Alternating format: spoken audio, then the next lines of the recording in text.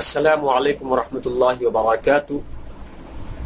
محترم حضرات، آج میں آپ سبھی حضرات کے سامنے سحری و افطار کے متعلق بات چیت کرنا چاہتا ہوں۔ مجھے امید ہے کہ آپ سبھی حضرات ہماری باتوں کو بغور سماعت فرمائیں گے۔ محترم حضرات، سحری کس کو کہتے ہیں؟ سحری کہتے ہیں روزے رکھنے کے ارادے سے کچھ کھا پی لینے کو سحری کہتے ہیں، اس لیے کہ سحری کھانا سنت ہے، اور حضور صلی اللہ علیہ وسلم نے ارشاد فرمایا ہے سحری کھانے میں برکت ہے، اس لیے سحری کو نہیں چھوڑنا چاہیے۔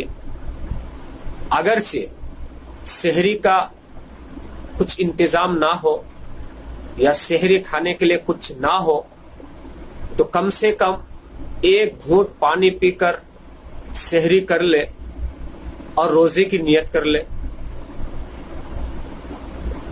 کیونکہ سحری کھانے والے کے اوپر اللہ تعالیٰ کی رحمت برستی ہے۔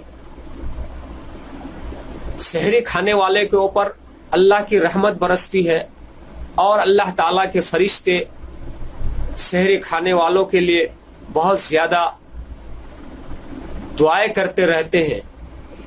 سحری تو کیا جائے، لیکن سحری ہلکا کیا جائے، جیسے مثال کے طور پر 3-4 کھجور یا ایک روٹی یا ایک کپ چائے پی کر سحری کر لے۔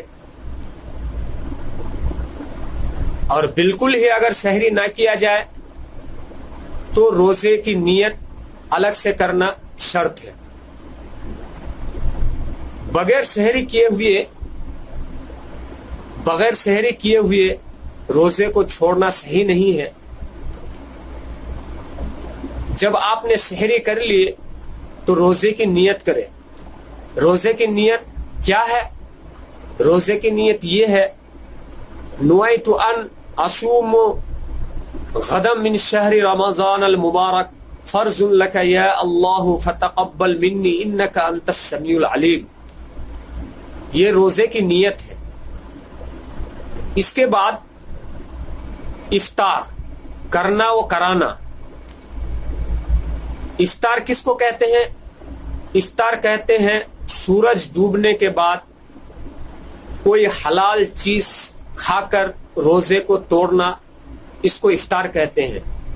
آج کل کے دور میں گھڑی اور ریڈیو کے صحیح ٹائم ملا کر اور بدلیوں کے موسم میں آسمان میں بدلیاں چھائے رہنے کی وجہ سے لوگ جو ہے تھوڑی دیر سے افطار کرتے ہیں۔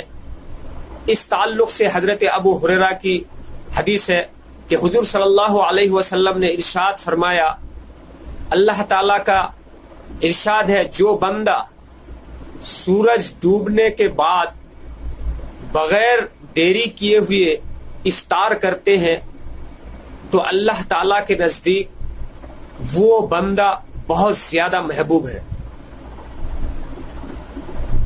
ایسے ہی حضرت معاذ ابن جبیر رضی اللہ تعالی عنہ سے روایت ہے کہ حضور صلی اللہ علیہ وسلم افطار کے وقت افطار اس دعا سے کرتے تھے، اللہم لک صمت وبک آمنت وعلی رزقک افطرت۔ یہ جو ہے افطار کی دعا ہے، اس دعا سے اللہ کے رسول صلی اللہ علیہ وسلم افطار کیا کرتے تھے۔ صدق اللہ العظیم وصدق رسولہ النبی الکریم ونحن علی ذلک من الشاہدین والشاکرین۔